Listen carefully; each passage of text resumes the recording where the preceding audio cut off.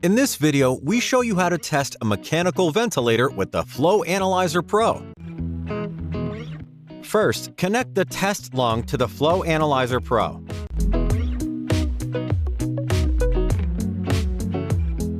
Then, connect the ventilator to the FlowAnalyser PRO. You can choose your own settings, or if you've already created a profile, you can choose and apply it.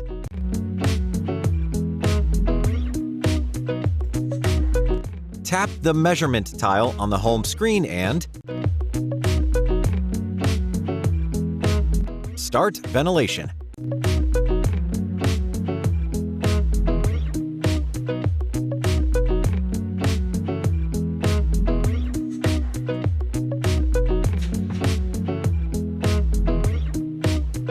Compare monitoring values from the ventilator with the measurements from the FlowAnalyser PRO.